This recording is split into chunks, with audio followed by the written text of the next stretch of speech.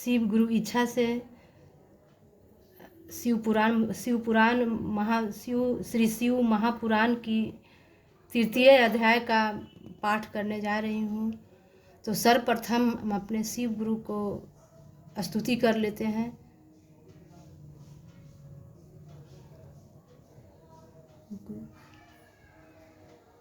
गुरुर्ब्रह्मा गुरुर्विष्णु गुरुर्देवो महेश्वर गुरुरेव साक्षात् परब्रह्म तस्मै श्री गुरवे नमः।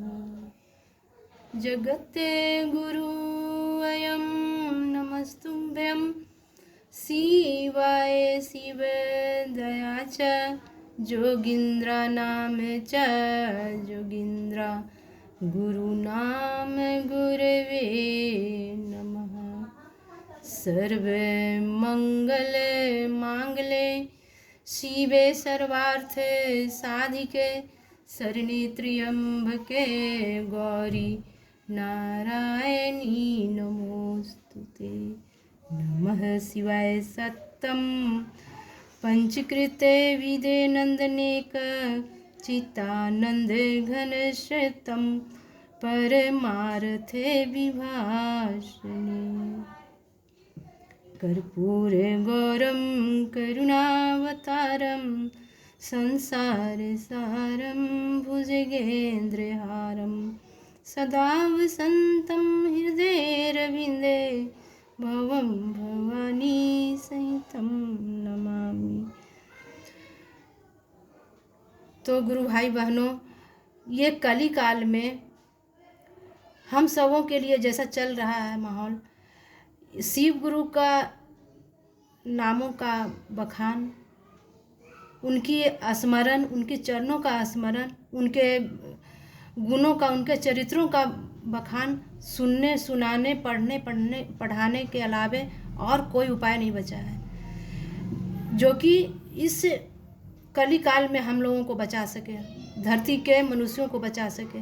तो गुरु शिव गुरु इच्छा से ही, प्रेरणा से ही आज श्री महाशिवपुराण जी का तृतीय अध्याय का पाठ आप सबों को सामने प्रस्तुत कर रही हूँ। आगे शिव गुरु इच्छा। अब रख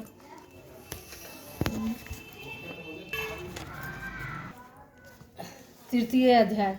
शिवगणों की बात सुनकर नारद जी वहाँ से उठकर एक पानी से भरे तालाब के पास जा पहुँचे। वहाँ जल के भीतर जब उन्होंने अपने मुख का प्रतिबिंब देखा तो उन्हें अत्यंत आश्चर्य हुआ। अपने इस विकृत रूप को देखकर उन्हें अत्यंत क्रोध हो आया और उसी क्रोध में उन्होंने उन दोनों शिवगणों को यह शाप दिया, अरे मूर्खों, तुमने हमारी बहुत अप्रतिष्ठा की है, अतः तुम दोनों भी छली तथा पापी हो जाओ।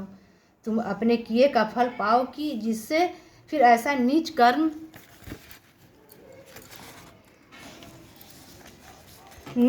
करने की हिम्मत न पड़े। नारद जी के मुख से इस शाप को सुनकर वे दोनों गण अत्यंत चिंतातुर हो वहाँ से लौटकर अपने लोक में जा पहुँचे और शिव जी की स्तुति करने लगे। इधर नारद जी भी कुछ देर बाद अपनी यथार्थ दशा में आ गए, परंतु उनके मन में यह विचार निरंतर चक्कर काटता रहा कि विष्णु द्वारा छल किए जाने पर के कारण ही मेरा यह अपमान हुआ है। अतः या तो मैं विष्णु को शाप दूंगा, अन्यथा अपने प्राण त्याग दूंगा। हे ऋषियों, यह निश्चय कर नारद जी भगवान श्री वैकुंठ धाम को चल दिए। उस समय नारद जी की इच्छा जानकर विष्णु भगवान उन्हें मार्ग में ही मिल गए। विष्णु भगवान के साथ वह कन्या भी थी जिसको उन्होंने स्वयंवर में प्राप्त किया था। अस्तु विष्णु भगवान ने नारद को प्रणाम करके हास्यपूर्ण शब्द में कहा, हे नारद जी, आप इस प्रकार चिंतित होकर कहाँ जा रहे हैं? विष्णु के ऐसे वचन सुनकर नारद जी अत्यंत क्रोधित हुए। उसी क्रोधावस्था में नारद जी के मुंह से यह शब्द निकले, हे विष्णु, तुम इस समय हमको अच्छे मिले, तुम बड़े छली हो। तुम्हारा वह छल जो तुमने दिति के पुत्रों के साथ मोहिनी रूप धारण करके अमृत को बांटने में किया था प्रसिद्ध है ही। तुम ही ने छल से जलंधर की स्त्री से उसका पतिव्रत धर्म छुड़ाया। सदाशिव ने भी तुमको वरदान देकर संपूर्ण सृष्टि का स्वामी बनाकर उचित नहीं किया है। अब सदाशिव भी तुमको ऐसा स्वाधीन एवं संपूर्ण सृष्टि का स्वामी बनाकर अपने मन में चिंतित है। अब हम सदाशिव की आज्ञा अनुसार ही तुमको तुम्हारे कर्मों का फल देते हैं, जिससे कि तुम भविष्य में फिर ऐसा कोई काम न करो। यद्यपि तुमको सदाशिव ने वरदान दिया है तो भी हम तुमको केवल शिक्षा देने के लिए ही शाप देते हैं। नारद जी इतना कहकर विष्णु को यह शाप दिया, हे विष्णु, तुमने जिनके समान अपना मुख कर दिया था वही बानर तुम्हारी सहायता करेंगे। जिस स्त्री के लिए तुमने हमारा अपमान किया, तुम भी उसी स्त्री के वियोग से अत्यंत दुखी होकर वन मन घूमते फिरोगे। विष्णु जी ने यह सुनकर नारद जी के चरणों पर अपना मस्तक रख दिया, परंतु नारद जी ने उन्हें क्षमा नहीं किया। भगवान सदाशिव ने यह देखकर नारद जी के मन से अपनी माया हटा ली। उस समय न तो नारद जी की ही वह दशा रही और न वहाँ कोई स्त्री ही दिखाई दी। तब नारद जी ने आश्चर्यचकित होकर खेद प्रकट करते हुए कहा नहीं जा सकता कि यह सब वृत्तांत सत्य है या मैंने इसे स्वप्न में देखा है। फिर आपकी माया अपरंपार है, जिससे हम जैसे बुद्धिमान भी भ्रमित हो जाते हैं। कहते हुए नारद जी विष्णु जी के चरणों पर गिरते हुए बोले, हे नारायण, आप मेरे शाप का खंडन कर दीजिए तथा जो कठोर शब्द मैंने कहे हैं उस महापाप के लिए मुझे क्षमा कर दीजिए। यह सुनकर विष्णु जी ने कहा, हे नारद, तुमने सदाशिव के वचनों की जो अवज्ञा की है यह सब उसी का फल मिला है। अभी उचित है कि तुम चैतन्य होकर सदाशिव को महान समझो। वही 3 स्वरूप धारण करके तीनों कार्यों द्वारा संपूर्ण सृष्टि का संचालन करते हैं। वे स्वयं प्रलय के स्वामी हैं। मैं केवल सदाशिव के तप के कारण ही सबसे बड़ा गिना जाता हूँ। ये नारद, तुम उन्हीं सदाशिव की तपस्या करो, क्योंकि उनकी आराधना और तपस्या के बिना कोई भी परम पद प्राप्त नहीं कर सकता है।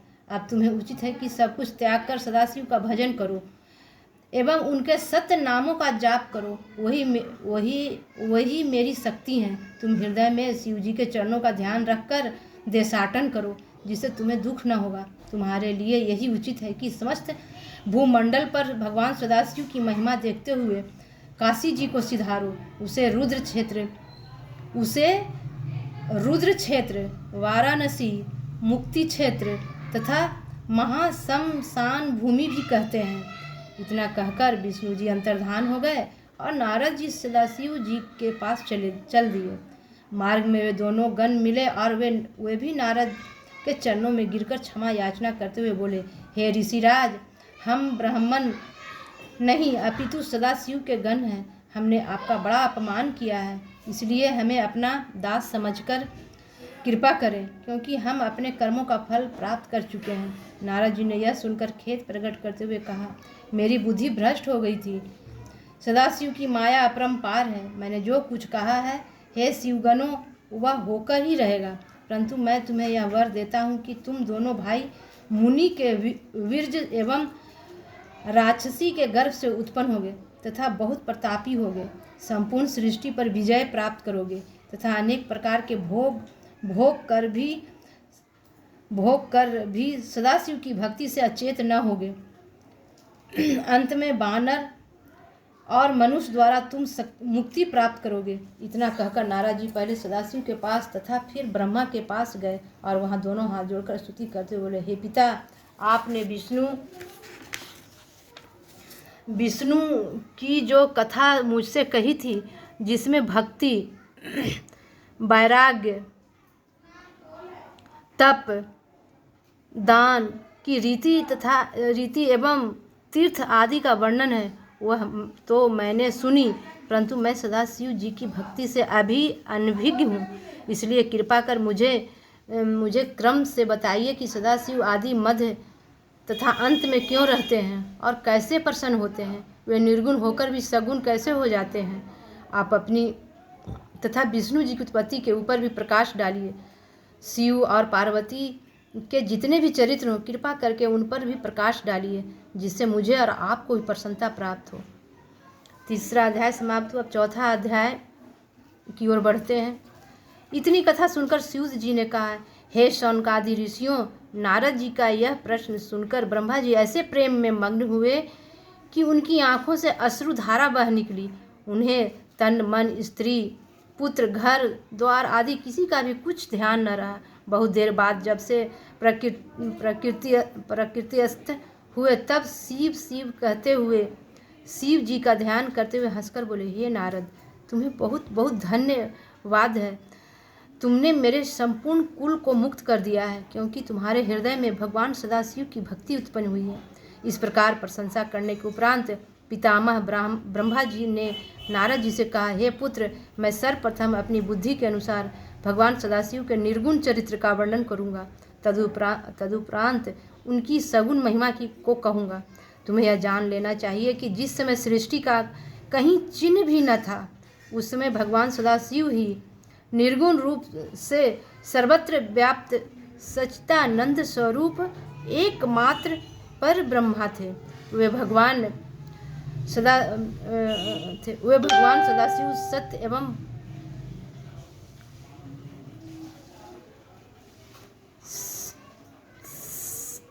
सत्य एवं परमानंद स्वरूप हैं। वे मन तथा वचन के स्वामी हैं। वे मन तथा वचन के स्वामी हैं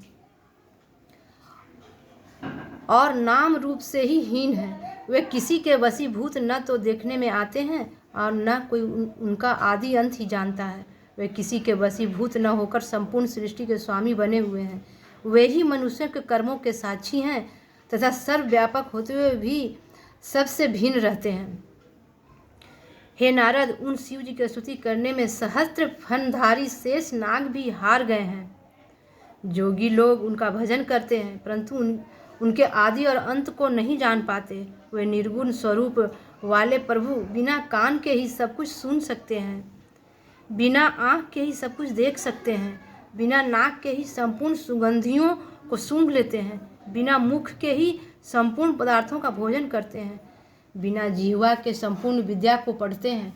जिन स्वामी की ऐसी विचित्र महिमा है, उनकी स्तुति भला किस प्रकार की जा सकती है। हे नारद, ऐसे निर्गुण स्वरूप भगवान सदाशिव ने जब अपने मन में यह इच्छा की कि हम एक से अनेक हो जाएं, उस समय वे सगुण रूप हो गए। उनके निर्गुण एवं सगुण रूप में कोई अंतर नहीं है। उन्होंने विष्णु और ब्रह्मा को उत्पन्न किया है एवं वही संपूर्ण प्राणियों में प्रतिष्ठित विराट स्वरूप है। उनके सहस्त्रों नाम हैं, जिनमें शिव, शंकर, हर, नाथ, महेश, परमदेव, वामदेव, जगदीश्वर, परमेश्वर, परमात्मा, ब्रह्म, ग्रीस, शंभु, सदाशिव, अनीश, विबुध, पार्वतीपति, चक्री, त्रिशूलपाणी, ईश्वर, सुखदाता, अनादि, अनंत, सर्व आदि संसार में अधिक प्रसिद्ध है। वे भगवान सदाशिव, ब्रह्मा एवं विष्णु द्वारा मान प्राप्त करते हैं।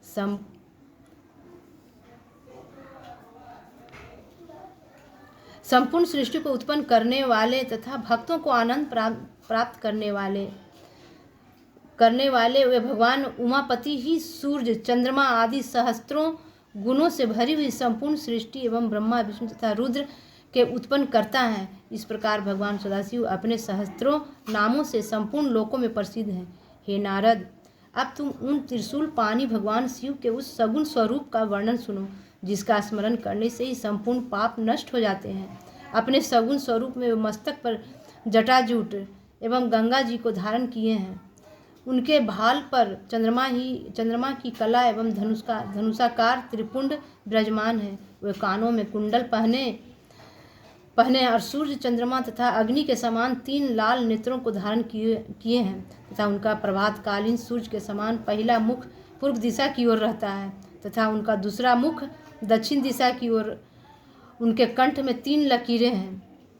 उस कंठ में विराजित हलाहल की श्यामता भक्तों के मन को अनायास ही हर लेती है। वे अपने गले में मुंडों की माला धारण किए रहते हैं और हाथ में त्रिशूल लिए रहते हैं। उन्हें कोई चतुर्भुज और कोई पंचमुख कहता है।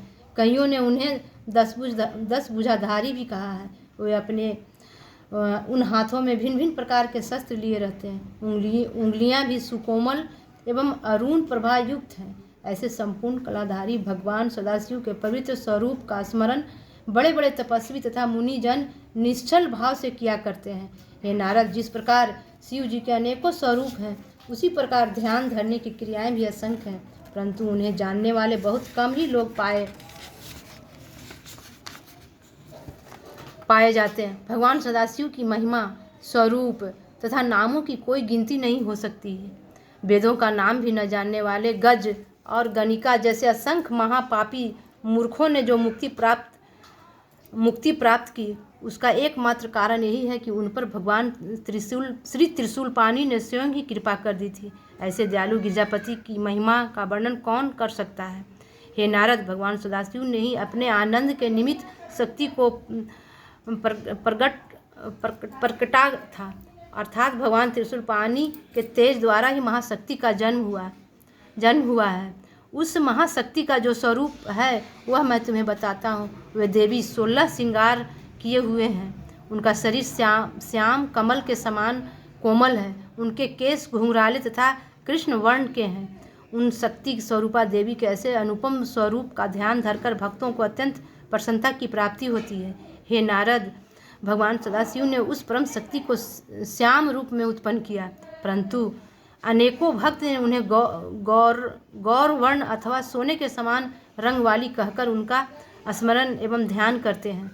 इस संसार में जो कुछ भी दिखाई देता है और जहाँ तक वचन तथा मन की गति है, उन सबको इन आदि शक्ति की कृपा से ही उत्पन्न समझना चाहिए।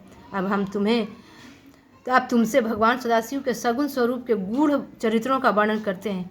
हे नारद, भगवान सदाशिव पर ब्रह्मा एवं भगवती उमा को परम शक्ति समझना चाहिए।